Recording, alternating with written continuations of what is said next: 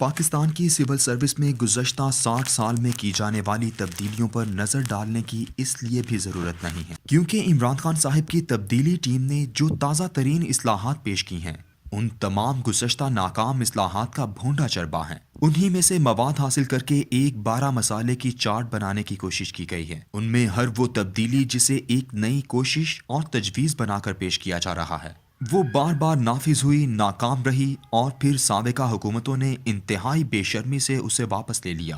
مثلا دوسرے صوبوں میں نوکری کرنے کی لازمی شرط پہلے ضیاء الحق نے لگائی، اس پر چند سال عمل درآمد کروایا، پھر اسے ختم کر دیا۔ دوبارہ مشرف نے یہی پابندی لگائی، کچھ عرصہ عمل درآمد کروایا، پھر واپسی ہو گئی۔ اساسوں کے گوشوارے گزشتہ 50 سال سے داخل ہو رہے ہیں مگر یہ ایک بند کمرے میں ردی کی صورت جمع ہے جنہیں کوئی دیکھ نہیں سکتا۔ سلیکشن بورڈ کو 15% سے 30% نمبر پہلے بھی کئی بار دیے گئے اور اس کا انہوں نے جس طرح غلط اور ناجائز استعمال کیا اس پر سپریم کورٹ کے لاتعداد فیصلے اپنے بڑے فورم کی بددیانتی پر مہر تصدیق ثبت کر چکے ہیں۔ ذوالفقار علی بھٹو نے ہر گریڈ میں اسپیشلسٹ لینے کے لیے بعد میں داخلہ لیٹرل انٹری کے نام پر ایک تجربہ کیا جو پوری طرح ناکام ہوا۔ پاکستان کے ہر صوبے میں صحت اور تعلیم کے محکموں میں خصوصاً اور دیگر محکموں میں عموماً اسپیشلسٹ افراد کو بیوروکریسی نے لا کر اعلیٰ عہدوں پر بٹھایا، لیکن ناکامی میں وہ بھی کسی CSS آفیسر سے کم نہ تھے بلکہ زیادہ ہی تھے، یہاں تک کہ ان کے اپنے ساتھیوں نے ہی ان کے خلاف صدائے احتجاج بلند کی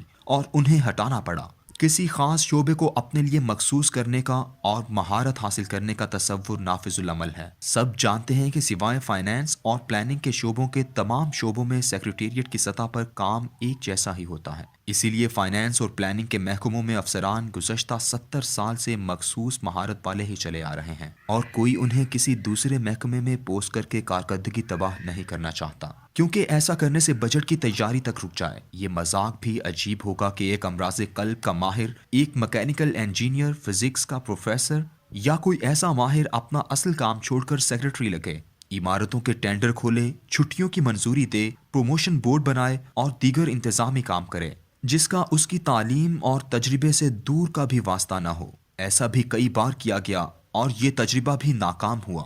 صوبائی افسران اور مرکزی افسران میں کوٹے کی تقسیم صرف اور صرف پنجاب کا مسئلہ ہے۔ بلوچستان میں تو صوبائی افسران مرکز کے آفیسران سے زیادہ بہتر پوسٹوں پر تعینات ہوتے ہیں اور زیادہ تیزی سے پروموشن لیتے ہیں۔ اسے قومی مسئلہ بنا کر صرف رپورٹ خوبصورت کی گئی ہے۔ ایک اور دور کی کوڑی لائی گئی کہ ماتحتوں کے کام کی جائز رپورٹیں جنہیں ACRS کہا جاتا ہے ان میں سے صرف 20% سب سے اچھی، 30% بہت اچھی، 30% اچھی، 10% درمیانہ اور 10% درمیانے سے بھی کم لکھی جانی چاہیے۔ پہلی بات تو یہ ہے کہ اس وقت پاکستان کی پوری بیوروکریسی دراصل درمیانے سطح کے لوگوں پر مشتمل ہو چکی ہے۔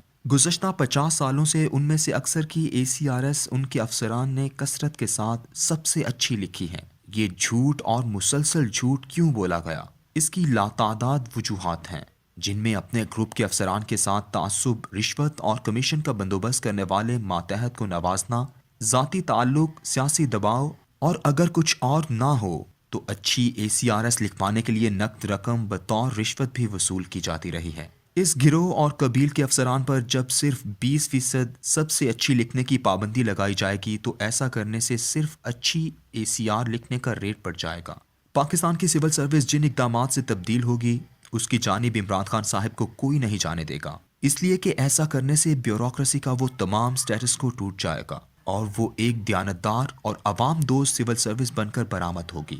ایسا کرنے کے لیے مندرجہ ذیل اقدامات ضروری ہیں، ورنہ یہ تبدیلی بھی ایسی ہے جیسے 700 کی بجائے 7 لاکھ ڈول پانی بھی نکالو، کنواں پاک نہیں ہوگا۔ ابھی تک سول سروس میں داخلے کی شرائط ایسی ہیں کہ اس میں 99% وہ لوگ امتحان پاس کرتے ہیں جن کے والدین انہیں اعلیٰ انگریزی میڈیم اداروں میں تعلیم حاصل کروا سکتے ہیں۔ یہ سب پہلے سے بااثر ہوتے ہیں اور اپنے ساتھ سفارشوں کے پلے کارڈ بھی اٹھائے ہوتے ہیں۔ سیاستدانوں، جرنیلوں، سرمایہ داروں کے بیٹے، بھتیجے اور داماد یہ صرف اس وجہ سے سول سروس میں اعلیٰ پوزیشن لیتے ہیں کیونکہ سول سروس کا امتحان انگریزی میں ہے۔ یہ انگریزی زدہ طبقہ جو اپنی آئندہ 35 سالہ نوکری میں کبھی انگریزی کا استعمال نہیں کرتے کیونکہ انہوں نے عام آدمی پر حکمرانی کرنی ہوتی ہے، لیکن مقابلے کے امتحان میں انگریزی صرف اس لیے لازم کی گئی کہ سول سروس میں صرف اشرافیہ کے بچے داخل ہو سکیں اور عام آدمی کا بچہ محروم رہے۔ जब तक सिविल सर्विस का इम्तिहान उर्दू में नहीं होता, जिसके नतीजे में एक अवामी ब्यूरोक्रेसी वजूद में नहीं आती,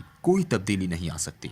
एक दयानतदार, अहल और साहिब किरदार ब्यूरोक्रेट के लिए तहफ़्फ़ुज़ बुनियादी शर्त है, इसलिए कि उसके इर्द गिर्द और उसके बाला ऑफिसर अगर करप्ट, बददियानत और नाअहल हों, और वाकई ऐसा ही है, तो ये अफसरान उसकी सारी नौकरी अजाब बना सकते हैं, बल्कि वो नौकरी से निकाला भी जा सकता है। ऐसा बार बार हुआ है कि जब सियासी आकाओं को खुश करने या फिर अपने मफाद के तहफ़्फ़ुज़ के लिए ब्यूरोक्रेट किसी ईमानदार ऑफिसर के खिलाफ मुत्तहिद हो गए और उसको मुसलसल खुड्डे लाइन लगाया, प्रमोशन से महरूम रखा और फिर बिलाखिर उसे नौकरी से भी निकाल दिया। इसीलिए एक ईमानदार सिविल सर्विस के लिए आईनी तहफ़्फ़ुज़ इंतहाई ज़रूरी है, जो ईमानदार को नाजायज़ अहकामात मानने से इनकार पर तहफ़्फ़ुज़ दें। सिविल सर्विस की बेहतरी के लिए यकसा मुराद के सिवा कोई चारा नहीं। वो सहूलियात जो इस वक्त सिर्फ चंद लोगों और चंद पोस्टों को मुयस्सर हैं, ये मुराद ही करप्शन और नाजायज़ कामों की बुनियाद बनती हैं।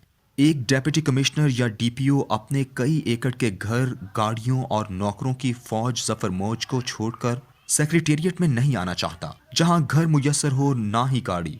इसी तरह जिनको लाहौर, कराची, क्वेटा, पेशावर या इस्लामाबाद में बड़े बड़े घर मुयस्सर आ जाएं और दीगर मुराद भी मिल रही हों, तो फिर आप उनसे सहूलियात छीन जाने के खौफ से जो चाहें करवा सकते हैं। सिविल सर्विस के अफसरान के असासाजात के तयन के लिए एक बिल्कुल अलहदा इदारा होना चाहिए, जिसका ब्यूरोक्रेसी से कोई ताल्लुक ना हो, जहां एक ऑफिसर नौकरी के आगाज में अपने असासों की फहरिस्त जमा करवाए और हर प्रमोशन से पहले उसके असासों को अवामी जायजे के लिए मुश्तहिर भी किया जाए और वो आज़ाद इदारा प्रमोशन से पहले अपनी रिपोर्ट भी जमा करवाए। इस वक्त मौजूदा सिविल सर्विस 2 सियासी पार्टियों के विंग बन चुके हैं। उनकी गुज़श्ता नौकरियों में बेहतरीन तयनातियों को देखकर उनकी वफादारियों का जायजा लिया जा सकता है और उसकी बुनियाद पर एक वसी तत्हीर की ज़रूरत है।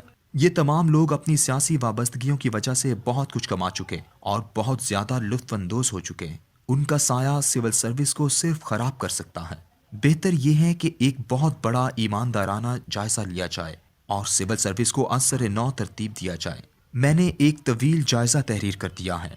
आखिर में सिर्फ एक दरख्वास्त है कि इमरान खान साहब, आप अपनी पूरी टीम जो इस तब्दीली की सिफारिशी है, उसे पूरे मीडिया के सामने आवाम के रूबरू पेश करते हैं ताकि वो सवालात का सामना करें। मेरा दावा है दूध का दूध और पानी का पानी हो जाएगा।